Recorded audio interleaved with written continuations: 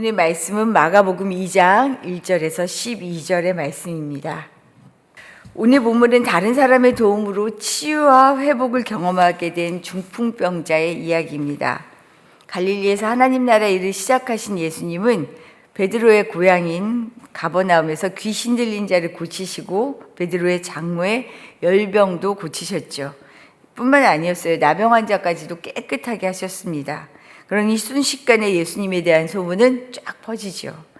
마가복음 1장 마지막 절을 보면요, 예수님은 소문을 듣고 몰려드는 인파 때문에 동네에 들어가지도 못하십니다. 얼마나 많은 사람들이 몰려드는지. 그래서 한적한 곳에 피해 계시는데도 불구하고 아는 사람들은 또 찾아오는 거죠. 이런 상황이에요. 그러다가 며칠이 지난 후에 예수님은 다시 가버나움에 들어가십니다. 이것이 오늘 본문의 시작이에요. 본문 1절을 보면 수일 후에 예수께서 다시 가버나움에 들어가시니 집에 계시다는 소문이 들린지라. 이렇게 시작합니다. 다시 오신 예수님에게로 사람들은 또 다시 몰려오는 거죠. 2절 말씀을 보면 얼마나 사람이 많은지 문 앞까지도 들어설 자리가 없게 되었다라고 말합니다. 정말 그야말로 예수를 향해 모두 그냥 싸고 했어요. 이때 예수님의 이목을 끈 사람들이 나타납니다. 중풍병자와 그를 메고 온 네 사람이에요. 이들은 가득 찬 사람들로 인해 입구로 들어갈 수도 없고 예수를 만날 수 없겠다 이래갖고는 안 되겠다 하니까 급기야는 남의 집 지붕을 뚫고 예수를 만나러 온 거예요. 이 친구인지 알 수 없죠. 중풍병자를 내리 다른 거예요. 어떻게 하든 예수를 만나게 해야겠다. 이들과 예수님의 만남을 통해서 그래서 두 가지를 살펴보려고 합니다. 먼저는 간절함이 기적을 만듭니다. 간절함. 중풍병자를 메고 온 네 사람이 누구인지는 구체적으로 알 수가 없어요. 친구인지 가족인지 이웃인지 성경에는 언급하고 있지 않습니다. 하지만 알 수 있는 한 가지가 있어요. 뭐냐면 중풍병자에게 예수님을 만나게 해야 한다라는 간절함이죠. 인간의 힘으로 해결할 수 있는 일이라면 굳이 예수님을 꼭 이렇게 만나야 한다라고 갈급하지 않았을 거예요. 예수를 꼭 찾아와야 한다 하지 않았겠죠. 더욱이 예수님을 만나는 일이 쉬운 일이라면 모를까, 인파에 묻혀서 찾아갈 수 없는 상황을 뚫고 해결하면서 찾는다는 거 쉬운 일 아니죠.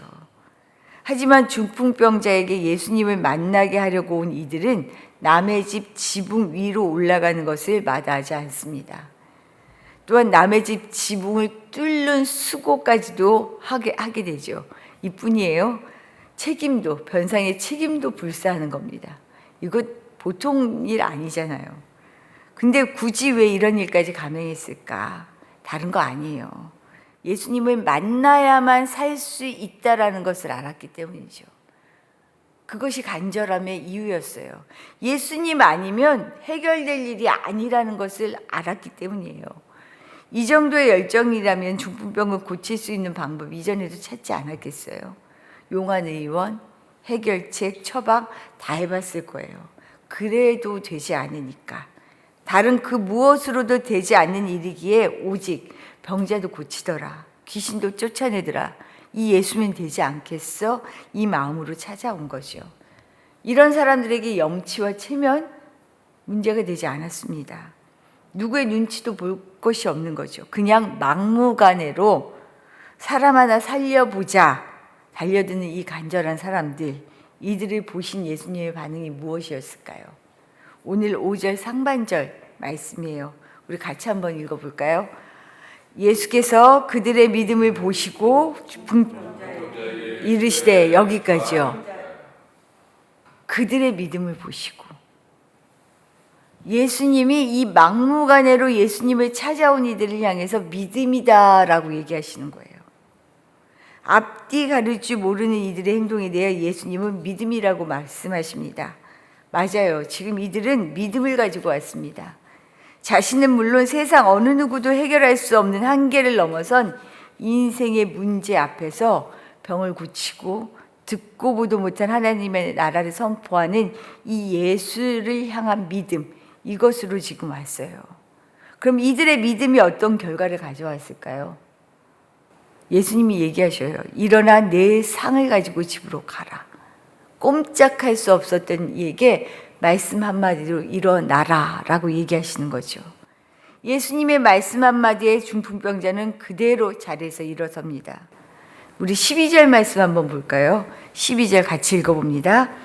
그가 일어나 곧 상을 가지고 모든 사람 앞에서 나가거늘 그들이 다 놀라 하나님께 영광을 돌리며 이르되 우리가 이런 일을 도무지 보지 못하였다 하더라. 예수님을 향한 믿음이 이제까지 본 적도 없던 기적을 지금 만들어내는 거죠. 히브리서 11장에서 믿음을 뭐라고 얘기해요? 믿음은 바라는 것들의 실상이요 보이지 않는 것들의 증거다. 그래서 기적이에요. 바라는 것들이 일어나고요. 보이지 않는 것들의 증거다. 전에는 알 수 없고 보지 못했던 거예요. 그런데 이것이 일어나요. 이것이 일어나게 하는 것이 믿음이다라고 얘기하고 있죠. 이 예수님을 향한 믿음은 기적을 만들어내는 힘이 있습니다. 중풍병자가 낫는 기적은 예수님 앞으로 왔기 때문이에요. 자신의 믿음이든 다른 사람의 믿음이든 예수님을 향한 믿음이 기적을 만들고 있는 것입니다. 우리가 나 자신의 삶은 물론이고요. 스스로는 한 발짝도 움직이지 못하는 이들을 향해 믿음으로 서게 해야 하는 이유가 바로 여기에 있어요. 중풍병자가 낫고 싶어 이 마음이 얼마나 많았겠어요. 옆에서도 얼마나 안타깝고 간절했겠어요. 근데 나을 수 있었던 것은 뭐에서 시작이 돼요? 예수님께 나왔더니, 예수님을 만났더니 일이 시작되잖아요. 그래서 우리가 이 믿음의 일을 위해서 예수님께로 나아가게 하는 일이 나 자신을 위해서도 이웃을 위해서도 얼마나 중요한지 알 수 없어요. 사람이 할 수 있는 일은 한계가 명확합니다. 그러나 예수님이 하실 수 있는 일은 한계가 없어요. 이런 점에서 나 자신은 물론 다른 사람을 향하여 우리가 할 수 있는 최선은요, 예수님께로 나아가게 하는 일이다. 이것이 가장 중요한 일이다. 이것을 꼭 기억할 수 있기를 바랍니다. 두 번째로요, 보여지는 것이 다가 아니에요. 인생은 정말 보여지는 것은 정말 작은 것 같아요. 예수님은 단순히 병을 고치시는 분이 아니다라는 것을 오늘 말씀을 통해 알 수 있습니다. 자, 이렇게 갑자기 중풍병자가 예수님 앞에 있어요. 순식간에 벌어진 일이었죠. 예수님 집안에서 말씀을 막 전하고 계셨는데 갑자기 누군가 지붕을 뚫고 중풍병자를 지금 지붕에서 내린 거잖아요. 순식간에 벌어진 일이에요. 그렇다면 지붕을 뚫고 침상째 달아내린 이들의 행동은 뭘 기대한 걸까요? 왜 네 사람은 지붕까지 뚫고 이 중풍병자를 내린 걸까요? 다른 거 없죠. 고쳐달라는 거잖아요. 이 사람 좀 어떻게 해결해 주십시오. 이 사람 좀 고쳐주십시오 하는 마음으로 이 지금 수고를 한 거잖아요. 기이한 행동을 한 거죠. 그런데 중풍병자를 보고 하신 예수님의 말씀을 보면 좀 생뚱맞아요. 우리 5절 하반절 말씀 볼까요? 중풍병자에게 이르시되 같이 읽어봅니다. 작은 자야 내 죄사함을 받았느니라. 이 사람 좀 고쳐주세요 하는데 예수님이 다른 말씀하시는 게 아니라 내 죄사함을 받았느니라 라고 얘기해요. 사람들은 치유를 바라는데 예수님은 죄사함을 이야기하고 있습니다. 왜 그랬을까요? 보는 눈이 달랐기 때문이에요. 보는 눈이. 앞서 중풍병자를 데리고 온 이들에게서 예수님은 믿음을 보셨죠. 야, 내 믿음. 이들이 믿음. 그런데 이 병자에게서는 그의 몸의 병을 넘어 마음의 병, 영혼을 예수님을 또 보고 계시는 거예요. 데려온 이 네 사람, 자꾸 친구라고 붙는데 이 네 사람을 통해서는 믿음을 보셨고요. 중풍병자를 보니 이의 문제는 죄다라고 보시는 거죠. 영혼을 바라보신 겁니다. 사람들은 눈에 보이는 문제만 보고 그것을 해결해 달라고 아주 간절히 바라죠. 그 간절함이 얼마나 커요. 얼마나 많이 매달려요. 그런데 예수님은요, 더 근본적인 것, 몸의 문제를 넘어서 영혼의 문제까지 해결해 주시는 분이에요. 그것을 보시는 거죠. 근본 문제를. 우리에게 무엇이 필요한지 정확하게 분명하게 그 본질을 꿰뚫고 알고 계시는 분이다라는 거예요. 우리는 눈앞의 문제에만 시선이 고정되어 있는데 예수님은 그 증상을 통해 근본 원인을 보시는 분이라는 거죠. 모든 사람의 병이 죄 때문은 아니라는 거 잘 알고 계시잖아요. 하지만 이 사람의 근본 문제는 죄라는 것을 지금 인식하고 진단하고 계시는 거죠. 예수님은 내 문제를 풀어주시는 해결사야라는 것에 그쳐서는 안 된다는 이유가 여기 있어요. 나는 지금 내 문제에 집중하고 있어서 이 문제만 해결되면 인생이 다 풀리는 거다라고 생각하는데 예수님은 그러지 않아요. 이 문제를 넘어선 근본적인 문제까지 우리를 통해 보고 계셔요. 그래서 내가 생각하는 방식을 우리가 늘 넘어선다라고 표현하는데 이유가 여기 있어요. 지금은 이거를 고치는 것, 당장 고치는 게 문제가 아니라 네 안에 진짜 다시 일어나서는 안 되는 근본부터 뿌리부터 뽑아야 한다는 걸 예수님은 알고 계셔서 처방이 우리가 생각한 거랑은 다를 때가 참 많다라는 거죠.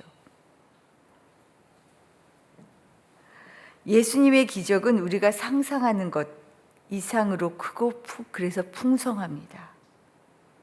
우리 주님은 우리의 몸, 상황을 다스리실 뿐만 아니라 그보다 먼저 우리의 죄, 영혼을 다스리는 분이에요. 우리의 영혼이 잘된 같이 범사가 잘 되는 복 우리가 바라잖아요. 우리 주님은 이것을 너무나 잘 알고 있어요.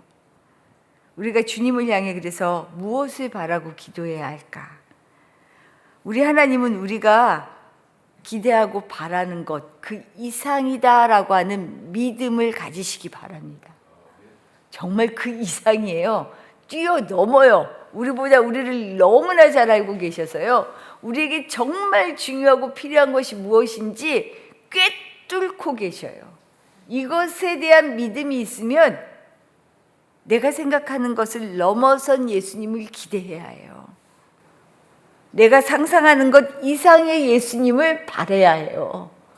그래서 제한하지 말고요. 오늘도 기도하실 때 하나님, 우리 주님을 믿습니다.